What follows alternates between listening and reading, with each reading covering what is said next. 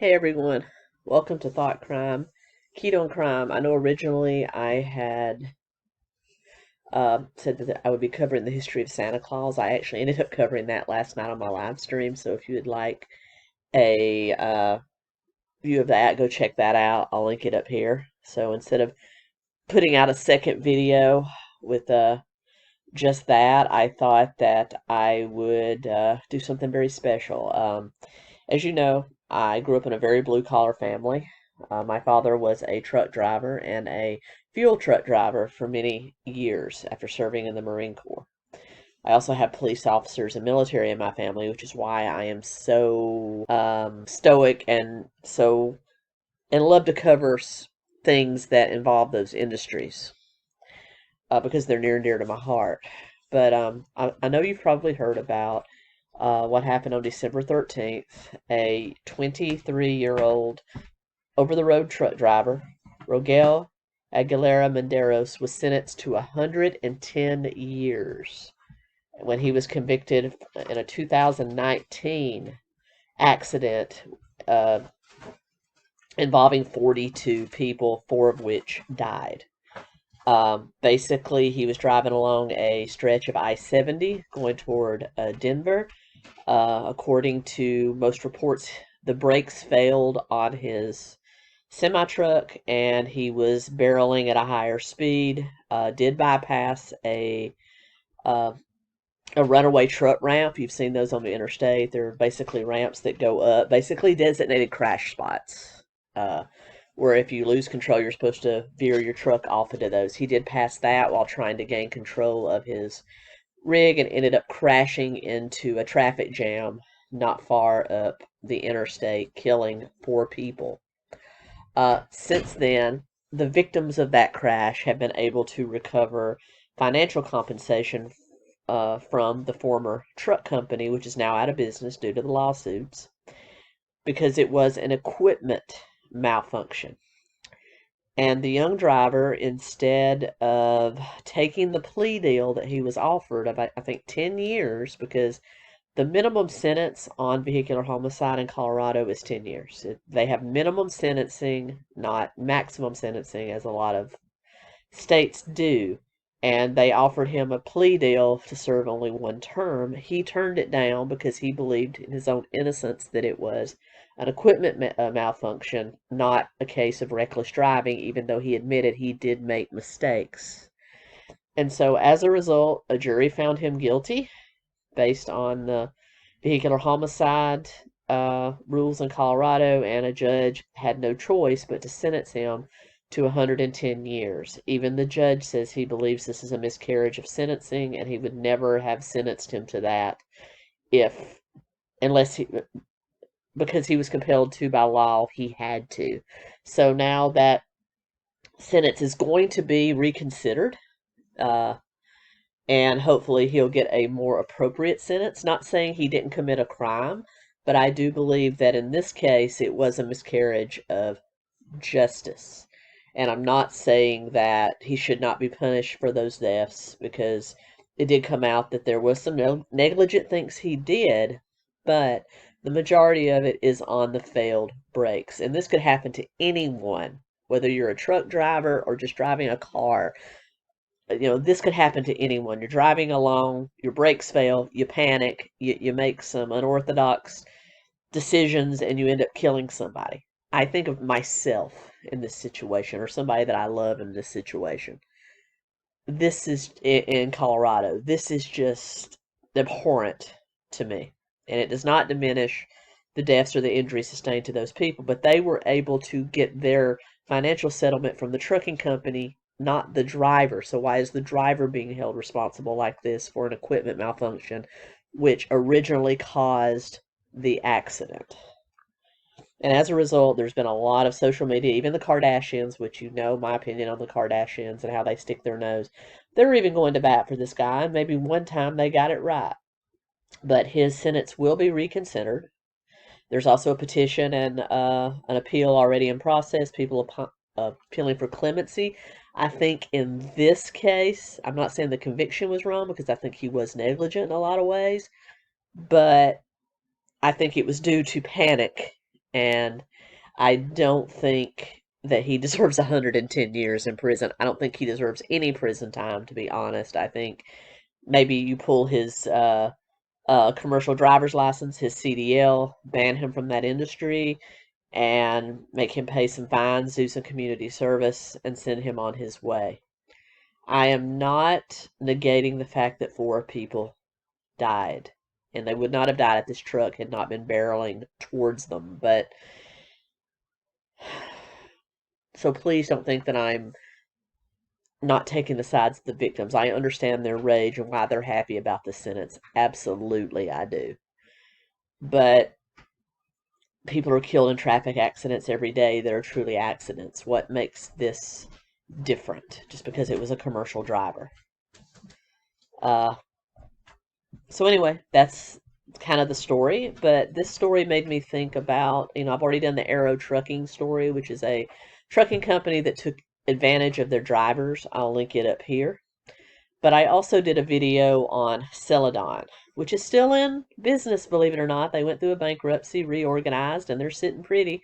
But also in 2019, they did something truly heinous to their drivers as well. And I'm going to now drop a video I originally filmed back in 2019 when it originally happened.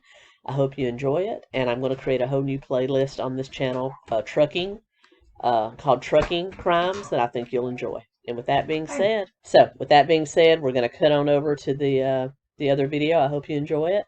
And I will see you after Christmas. I'm starting a whole new couple of playlists. We're going to finish the exploitation with Girls Gone Wild. I'm starting a new playlist called Rampage Crimes, which we're not only going to, we started that with my look at Marvin's Killdozer, and we're going to continue that with some other really juicy rampage crime stories, including an Uber rampage and a man named Cookie, believe it or not, that shot up a city council meeting. So we're going to start with those.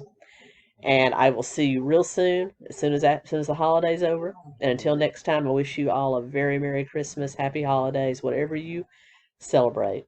And until next time, Keto and Crime out. Let's jump over.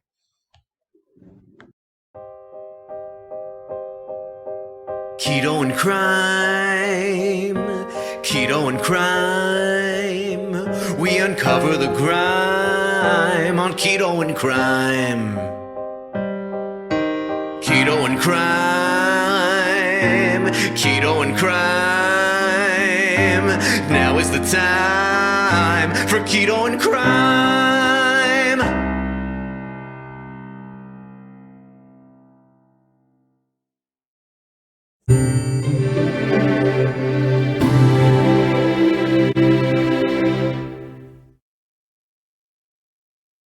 Celadon out here at 33rd and Post Road on the city's east side. About 3,500 people work for Celadon, and all of them are wondering what's down the road this week. Trucks are coming home to Celadon's transit center, called back to Indy after last week's word of the indictments of 2 former top executives who allegedly defrauded the company and its shareholders of $60 million in stock value. By mid-afternoon, a trucker who didn't want her name used because she feared Celadon might back out on helping her said at least 30 drivers were stranded in Indianapolis. All of a sudden, their gas cards and stuff weren't working. They got them back on, but now they're not working again. People are stranded. There's people that are broke down that on the side of the road. Some of them didn't have enough gas. Some of them were told that they could put gas in it out of their own pocket. Celadon has about 2,700 trucks that run from Canada to Mexico, and oh my goodness, y'all. It has been quite a week. Today we're going to be looking into the Celadon trucking scandal and the bankruptcy that happened just this week. Unless you're watching or listening to this in the future, then it didn't happen just this week. It happened at some point in time, December 2019. I hope I'm around that long for you guys to be watching past videos. Also, thank you so much. Welcome to Thought Crime via podcast. Keto and Crime on YouTube, 𝐘𝐫𝐢𝐯 on BitChute. And do me a favor, guys, crush that like button, leave a comment, anything to get me into the YouTube and BitChute algorithm. That way, more people get to see these videos. You are more likely to get notified when they drop. If you're listening via podcast, do me a favor, go to anchor.fm, search Thought Crime, leave me a voice message that I'll probably play on the air. You know, I would love to have you guys, I really love to know what you guys think, because I want to do cases. I want to do things that you guys want to hear. I just don't want to choose things that I like and then you guys not enjoy them, because I'm doing this for everyone's enjoyment, not just my own. So that really helps me out. Thank you so much. Also, at the end of this video, I'm going to be putting a link to a Facebook account, a Facebook group set up for stranded Celadon drivers and drivers, former Celadon drivers, to help get new jobs. If you don't mind giving that a share around on your Facebook, if you're so inclined to reach out to one of the many people on those Facebook groups that are trying to help stranded drivers get home, you want to help out by donating a little bit of money, do that directly with them. And I really want to help these drivers. I really think it's important to keep these trucking companies that are pulling this crap. There's been, you know, a couple this year that's already done this. We need to keep this out there in the media so they won't be so inclined to continue to do this. So this is very important to me. Like I said, my dad was a trucker for many years, kind of a family thing. So let's jump right into the case. All right. Celadon Group, or Celadon Trucking, more specifically as we're talking about, was started in 1985 in Indianapolis, Indiana by two former New York cab drivers, Stephen Russell and Lee Bennett. Stephen Russell had an affinity for the trucking business. He loved transportation. He loved everything encompassing it. So his focus for starting this was really with the trucking part of it. They started it with one flatbed truck and grew it into a top 10 carrier that it is today. It's one of the biggest trucking companies out there, and this will go down in history as the largest trucking bankruptcy in the country so far. Lee Bennett, on the other hand, was more interested in the logistics side. And if you don't know what that is, that's the shipping, the tracking, the storage of things that are shipped via truck or freight, airline, and train. So he was more interested in that part of it. And the two came together under an agreement that would allow them to grow Celadon as a huge logistics and trucking company. And for a long time it worked. It worked very well for them up into about 1996, when the two started to have a little bit of friction as to how the new direction for the company, where it should actually go. At that time, they had purchased a struggling logistics company in Buenos Aires, Argentina, and renamed it Celsuor. It was a huge hub for all shipping around Central and South America, Mexico, and it enabled Celadon to expand their operations from the United States and Canada down into Mexico and Latin America. And it was a huge boon. It allowed them to open smaller trucking companies in those areas and really expand their reach on this whole side of the whole Western Hemisphere. And as a result, there was a little bit of friction because the logistics, which handled not only shipping for their trucking companies, but shipping for other trucking companies as well as airline and train, there began to be a little bit of friction between Russell and Bennett on the new direction of the company. And as a result, the two split in 1996. Basically, Russell bought Bennett out for about $11 a share, and bear in mind, Bennett was the money of the operation. He owned about 900,000 shares of Celadon, the Celadon Group at that time. So it was a pretty penny for Stephen to buy him out. But he bought him out, and as part of their agreement, Stephen Russell took most of the group, leaving Lee Bennett with mainly just Celsuor Logistics in Buenos Aires, Argentina. And that's what happened. It kind of split from Celadon, and he ran that one division of the company. Stephen Russell remained an active part of Celadon for the majority of his life. In 2001, he spearheaded the absorption of Burlington Motor Carriers in 2001 out of Chapter 11 bankruptcy. Burlington was a huge regional operation which kind of brought them more leg up in the Northeast. Celadon's very well known in the Southeast and Midwest and out West. There's lots of hubs around. There's even one in my hometown, near my hometown in Gadsden, Alabama, and we have a little town called Rainbow City, Alabama, and there is actually a Celadon hub there.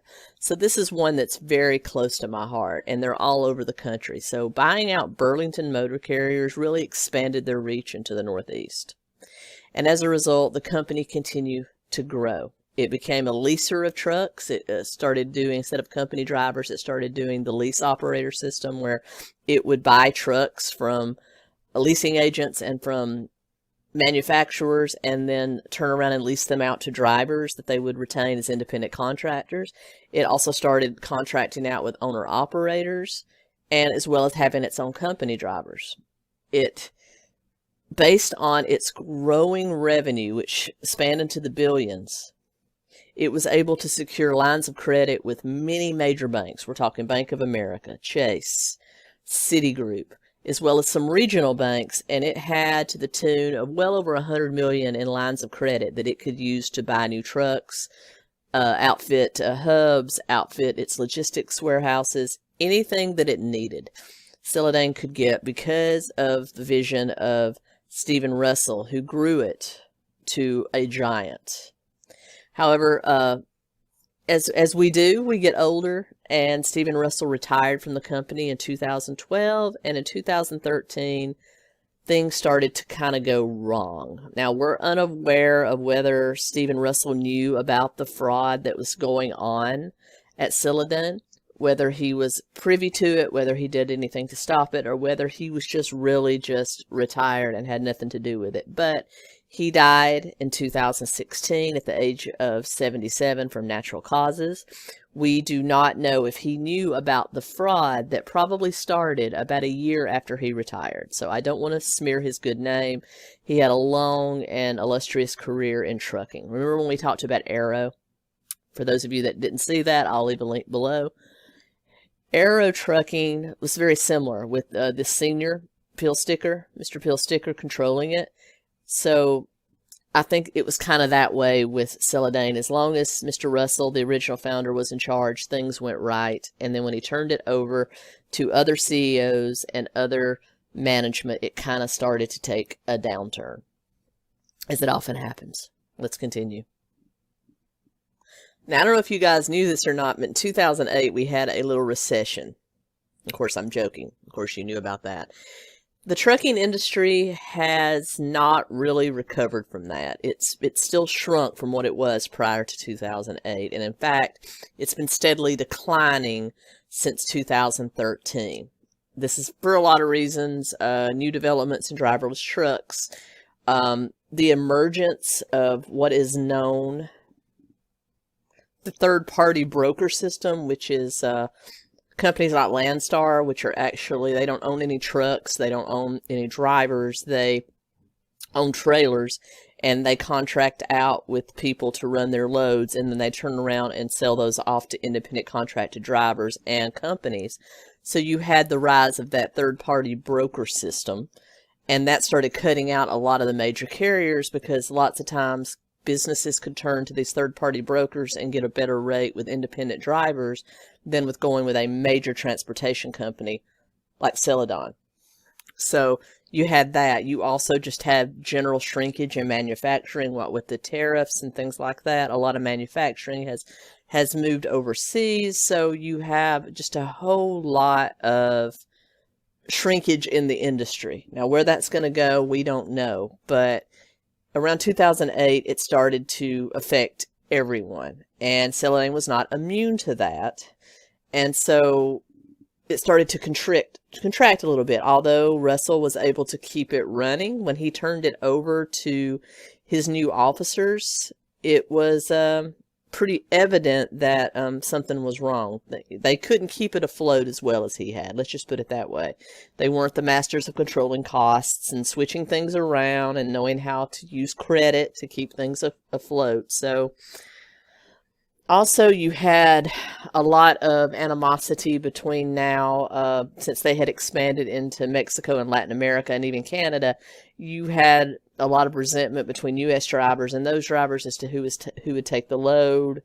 There was a lot of accusations that American drivers were being shut out for cheaper Latin American drivers and vice versa. So you had a lot of intercompany fighting, and all of this started to lead to the downfall of Celadon. Enter CEO Paul Will, CFO Bobby Peeble, and COO Eric Meek. They started to do some sketchy things. Remember all those lines of credit that Celadon had? Well, they put those in jeopardy by doing some kind of crazy things with their leasing part of their business. They owned a leasing company called Quality that leased trucks out to drivers. And what they were doing is they were applying for new loans for new trucks to lease out to people, and they started inflating the value of their older trucks. Now, 18-wheelers, unlike your normal car, truck, SUV, holds their value pretty well because they're a money-making machine. So they hold their value pretty well, that and construction equipment, things like that. Well, what they were doing is going in and altering audits and altering appraisals, altering invoices to inflate the value of well over 1,000 trucks so that they could turn around and use those as collateral for new loans from truck manufacturers and from banks. So that was number one. They also started selling trucks, trucks that had been turned in, company driver trucks. They turned around and started selling them to dealers and pocketing the money, even though they were supposed to turn them back over to Quality, their own privately owned leasing company, for them to turn back into the leaseholders. So they started like illegally selling off these trucks. They also started lying pretty much to their independent auditor, BKG, about their books. They were basically cooking their books just like WorldCom did, just like Enron did. They were basically inflating things on their P&L, inflating things on their reports, and turning those over to the auditors and lying to their auditors about where things were going. They were losing money on interest and losing contracts, so they were writing that off, putting it into shell companies, just like we've heard in many other of these schemes. So they were really doing just a good old-fashioned cook the books, lie to your auditors kind of scheme. The only problem here, whereas with Enron, WorldCom, where you had an auditor like Arthur Anderson that was on the take too, here you actually had honest auditors. And in 2016, the auditors started to be privy to all the shenanigans that were going on, and they started to notice these holes, and they turned around and reported it to federal authorities, including the Securities and Exchange Commission, because as you can imagine, the more profitable a company looks on paper, the more profitable its stock is, and Celadon stock was soaring to all new highs on the stock exchange in New York on Wall Street. About January, February 2017, their auditor, BKD, went to COO Eric Meek and confronted him about what they considered falsified reports because when you're a public company, you have to release a certain amount of reports to the public that are, usually have to be posted on a website for people to look at so your investors aren't misled.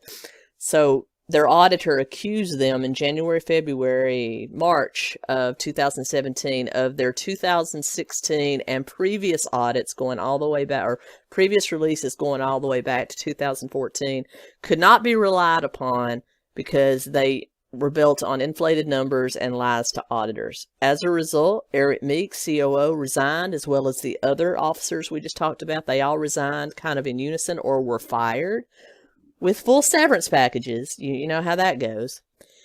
And in May of 2017, after Eric Meek's resignation because they could not come up with a good explanation or a way to fix it, BKD released that information to the SEC.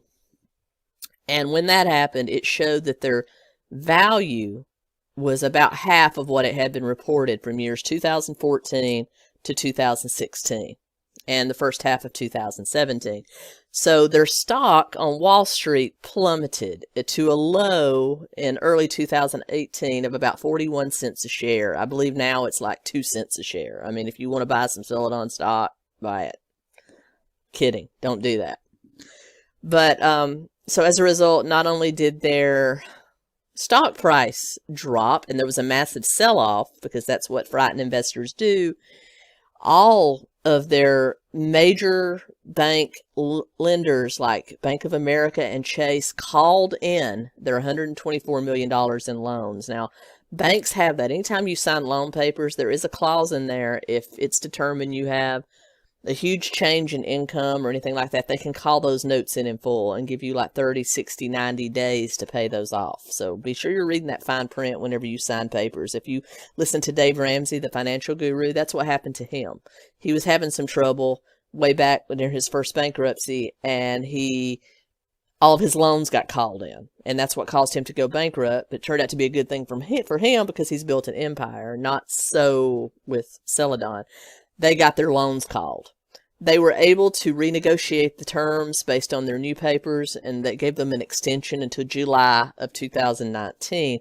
But as you can imagine, all of this started the house of cards falling down. Not only were they in trouble just because of, gas prices, the recession, all of that stuff. Now consumer confidence is way down in them. So you started having their major contracts like Walmart, Lowe's, a lot of major retailers start to cancel their contracts and move them elsewhere. So you just had the overall company in a decline. They laid off some drivers. They shrunk benefits. They cut pay. They did everything that a normal company would do to try to stay afloat.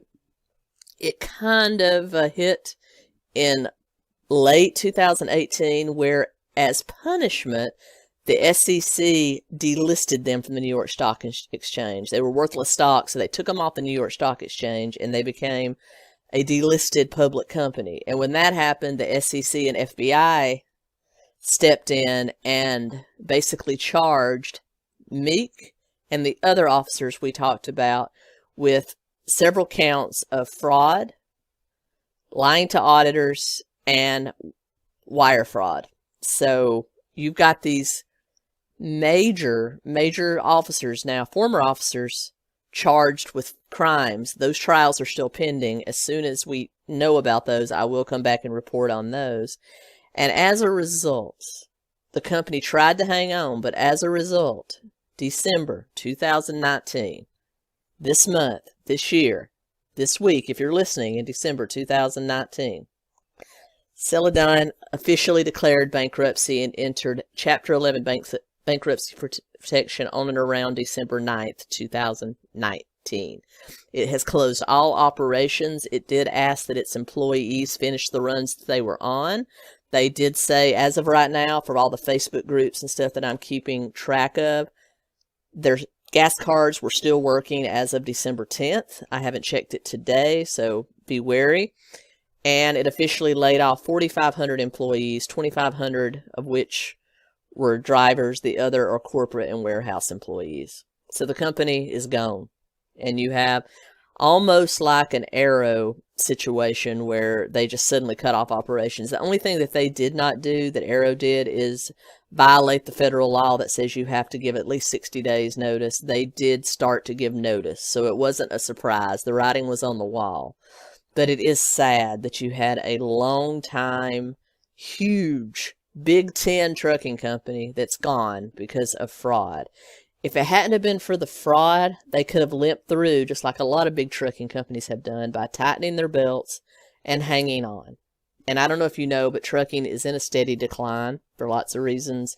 Watch that, especially if you're thinking about going into the industry. It's still a great way to make a living, don't get me wrong, but any trucker will tell you they have to work twice as long and twice as hard and drive twice as many miles to make the same living they did 10 years ago. So it is harder to make a living. But as I said, in my description below, you'll find a link to a Facebook page that is full of people trying to help drivers that may be stranded because of the sudden, because the gas cards may or may not be cut off. So if you want to help, or if you know, or you have a trucking company and you want to help these drivers get new jobs, even their dispatchers, office staff, there's going to be a lot of people looking for jobs in the Indianapolis and surrounding areas. So definitely, if you have the means, reach out and help those people. And that's the story of Celadon Trucking. I'll be back soon with another episode. I certainly hope you enjoyed this. If you did, smash that like button. Give me a like, give me a share, give me a comment, anything to get me in the algorithm. If you hate me, if you hate the way I look, give me a dislike. It's all the same. Just get me into the algorithm so that more people see this, and maybe we can get the word out and kind of help these drivers along. Thank you so much. I appreciate it.